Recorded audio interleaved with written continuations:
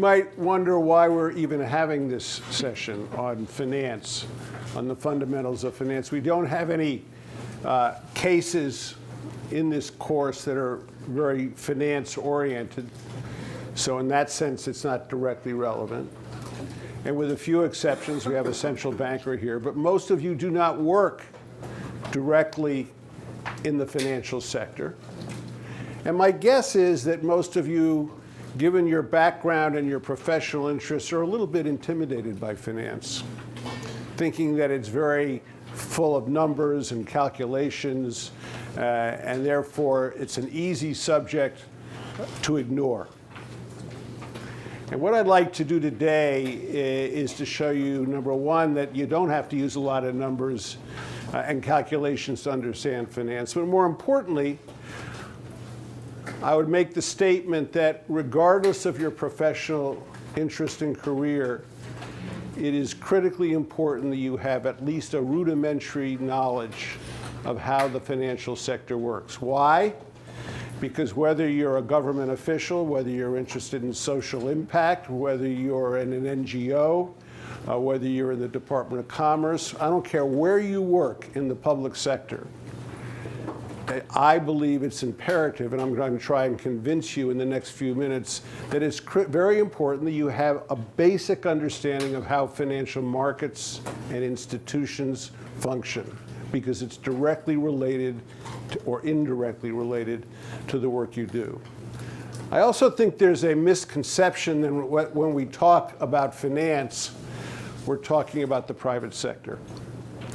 And it's about business. And that finance is really about business and financial institutions. And that also is a misconception. The largest user of financial markets, private financial markets, capital markets, and the largest user of private financial institutions, private banks and other institutions, are governments in every single country. They raise more capital in the private marketplace than any private company or bank. So it's very important in government to understand how financial markets and institutions work, I think. And I'm going to try and make that case today. I'm going to try to demonstrate that it's pretty easy, believe it or not, to understand the basics of finance. And so we're going to go through this. But it's easy to understand it, but the other message that's going to come out in the next few minutes is that it is an extremely difficult sector to regulate and oversee relative to other parts of the private sector. And we'll talk about that. The second reason we're talking about this is a course about public policy, private sector development, and as Marcos was just talking about, economic development. Reducing inequality, reducing poverty, growing economies. And the second message of this presentation is that those objectives, those national objectives, are directly connected to how well or not the financial sector functions. If the financial sector functions well, countries grow, poverty is reduced, inequality is reduced, and the opposite.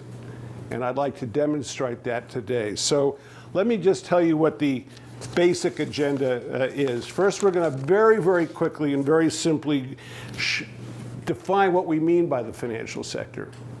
It's not too difficult to understand what we mean by the financial sector.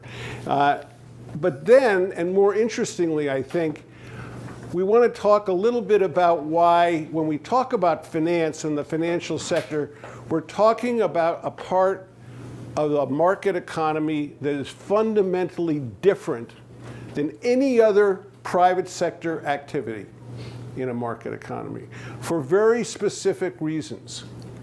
And I'll give you a hint to what the main difference is, that in finance, the public welfare, every one of us in this room, and the public welfare more generally, is directly affected by the performance of finance. That makes it different than other private sector activities, and I think we have to understand that a little bit.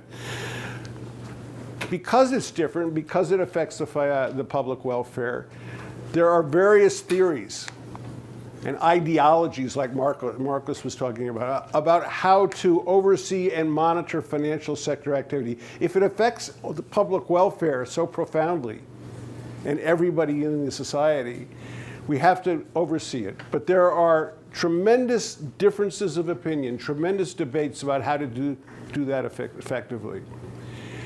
And the reason there are these differences is because the financial sector has certain specific characteristics that make it extremely vulnerable to crisis and extremely difficult to regulate and monitor by public officials.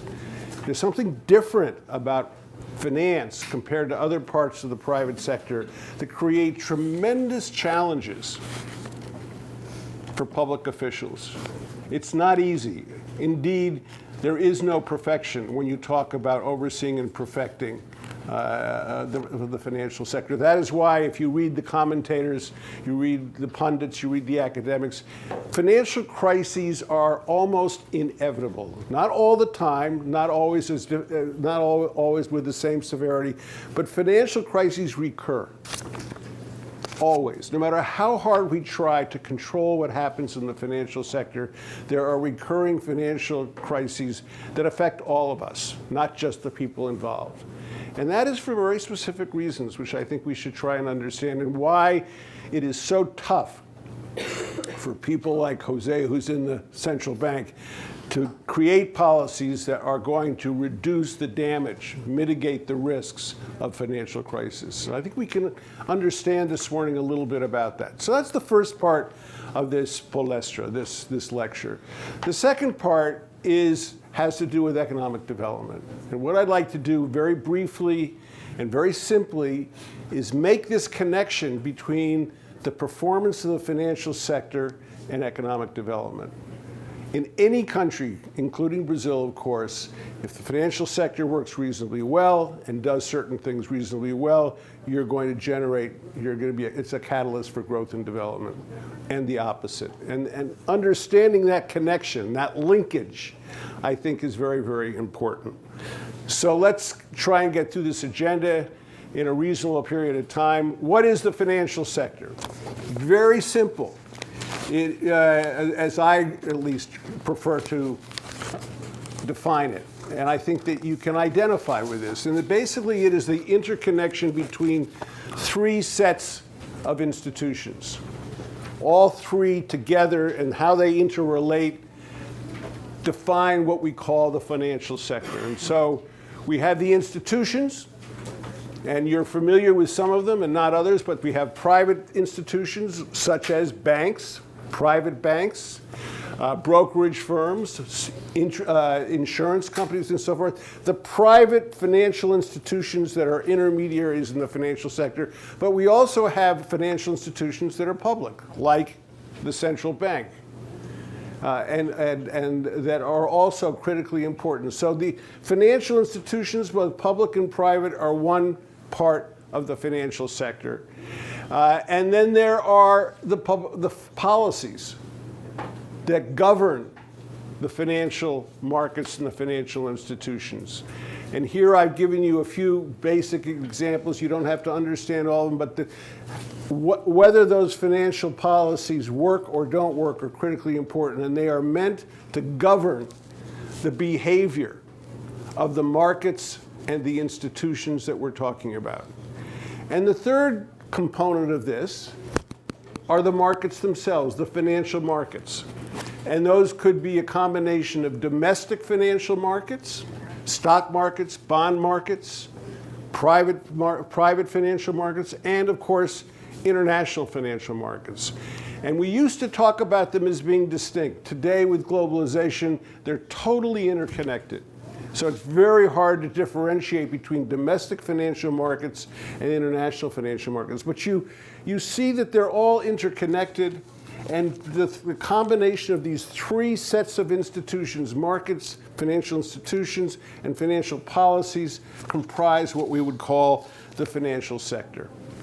Now, a basic question that we never stop to ask, but is critically important to understanding finance generally, is where does the money come from?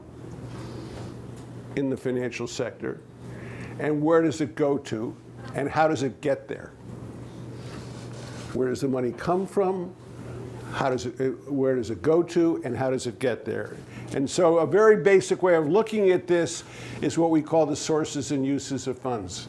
And this should be very familiar to everybody, although there's some interesting aspects to this. So where does the money come from? It's basic logic. You don't have to be an expert to understand. So it's people like you and me, our savings, and the savings of companies, excess retained earnings of companies and banks, and of course governments.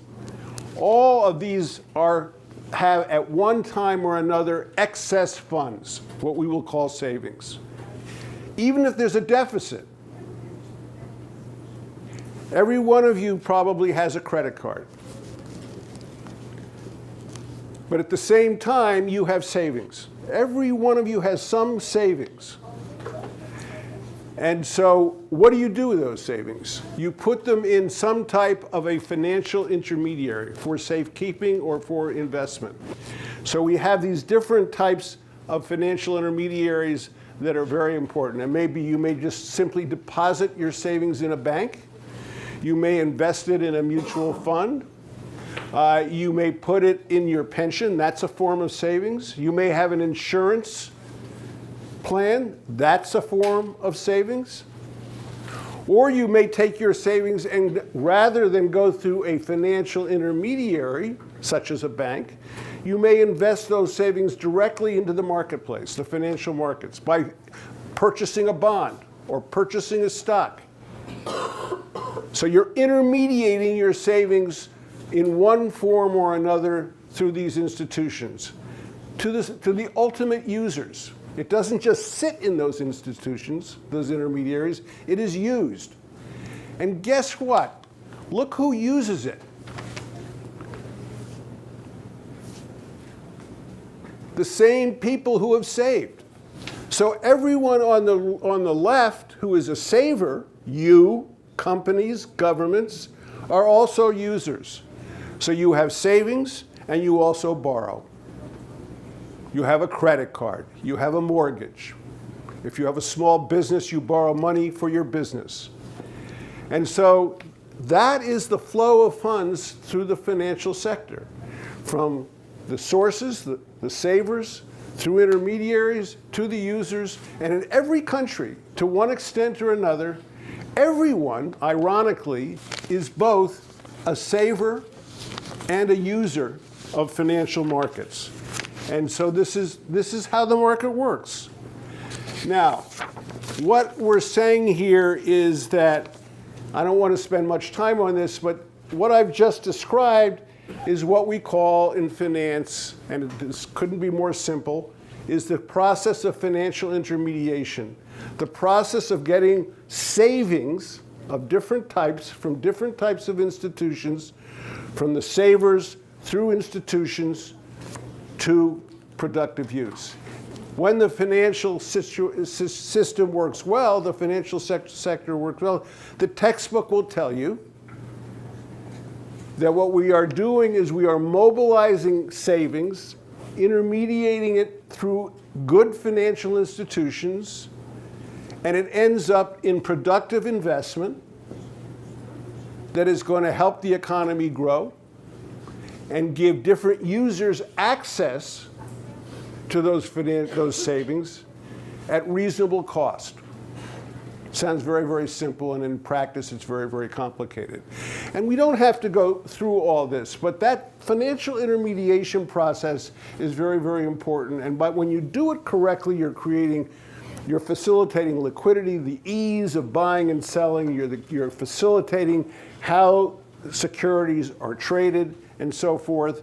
But the basic point is that the financial intermediation, if it's efficient, it's going to lead through the system into productive investment that's going to help the economy.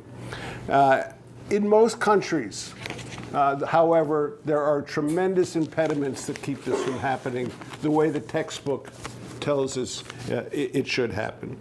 And so there is a very, very wide gap in reality in almost all developing countries, including, Brazil, between theory and reality. And the financial sector does not work as well as we would like it to for very, very specific reasons. So I want to, with that background, now you know a little bit about finance and how the financial sector works. That's all you have to know. But there are three premises that I want to discuss. The first is that finance and the financial sector is different than any other private sector activity. Automobiles, computers, agriculture. Think of any other private sector activity in a market economy, and the first premise is finance is different. And the main reason why it's different, not the only reason, unlike if you're in the computer industry or you're in the automobile industry or you're in the agribusiness industry, if a company fails, it has disastrous consequences for the employees of that company, for the customers of that company, for the shareholders and creditors of that company, but that's it. In finance, if a large financial institution fails, it has far-reaching consequences for the whole sector and for the public welfare. And we learn this every time we have a crisis. And I'll come back to that and explain why those consequences are so far-reaching. So it's much more interconnected with everything that happens in the country and with every individual in the country than any other part of the private sector. And therefore we care, and we have to pay special attention to it. And it also is, the second premise is that there are specific reasons why there is this interconnection between private financial activity and public welfare. And I want to spend a couple of minutes explaining what that connection is, which makes the financial sector different than other private sector activities. And the third premise is that there are certain characteristics about finance that make it a nightmare for regulators compared to other private sector activities. It's always difficult. We've talked about this in the course, that it is always difficult to regulate. There's limited government capacity. There is limited human capital to do what it's supposed to do. And we've talked a lot about the limits of government capacity to do what it says it's going to do. But there is something special about finance and the financial sector that makes it more difficult, more challenging than overseeing, monitoring, governing any other private sector activity in a market economy. That's a very strong statement, but it's very easy, I think, to demonstrate. So, why is it different? I said it was more important for public welfare than any other private sector activity. Why? Because every financial institution that takes your savings is a fiduciary with a public responsibility to safeguard your money. And everybody uses those financial intermediaries. Not everybody buys a car. Not everybody buys a computer in a country. But virtually everybody uses the financial sector. And so there are public welfare consequences when those private financial institutions take your savings of everybody and they perform poorly. It goes far beyond what happens to that financial institution itself. And because of that, that is the rationale for why it is so important for governments to regulate banks and to regulate them more carefully and have a heavier hand than maybe in the automobile industry or the computer industry or the agribusiness industry, because all of us are affected. So we just cannot, as government officials, ignore the performance, the behavior of these private financial institutions. They're too important for all of us, not just for themselves or their shareholders. Secondly, it's important because compared to any other private sector activity, they're vulnerable to crisis for specific reasons.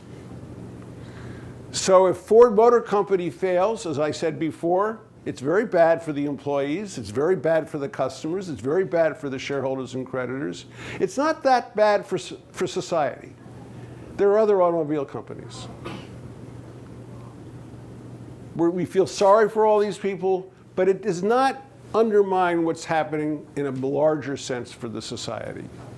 It doesn't have broader public welfare consequences. If Citibank or Itaú or Deutsche Bank fails, it has far-reaching consequences for the rest of the financial sector and therefore for all of us. Why? Because all of these financial institutions are interconnected. And by that, I mean that they are always borrowing and lending to each other as well as us on a daily basis. So if Citibank, which has financial relationships, borrowing and lending relationships, with more than 3,000 other banks around the world, if Citibank from day one to day two fails, goes bankrupt, all those 3,000 institutions are affected. This is what we call the systemic nature of finance that is distinct compared to other parts of the private sector. There's nothing systemic about Ford Motor Company. There's nothing systemic, maybe a little bit about Microsoft, but not much. But in the financial sector, because of this interconnectivity, this financial interconnectivity, when one large financial institution fails, it reverberates throughout the financial sector and you have a financial crisis. This is what happened in 2008, 2009. Lehman Brothers went bankrupt from one day to the next, and it had financial relationships with thousands of other financial institutions around the world that were now not going to get paid. And this multiplied. And that's how financial crises begin. So it is the systemic nature of finance that is unique and makes it so vulnerable to crisis. One financial institution, if it fails, if it underperforms, if it misbehaves, can have far-reaching consequences for the whole sector and therefore for public welfare more generally. And we must care as a government when that happens. And these two factors together, the fact that they are systemic and the fact that they are so important for public welfare, those two factors give you the rationale, the justification for why the government must intervene and protect against this failure, because we're all affected. So the government tends to be very interventionist in banks. It has very heavy regulations of banks, much more than in other parts of the private sector, arguably. But this is the reason why. And so, for example, in most countries, we have deposit insurance to protect you, the savers, in the event that a bank fails. It's a form of protection that you wouldn't give in other parts of the private sector. But we as public servants don't want these banks to fail because of the consequences for public welfare. So it's different. It's very different than other private sector activities in a market economy for these three interconnected reasons. So what do you do about it? Well, this is where it gets very, very tough. And there's a tremendous ongoing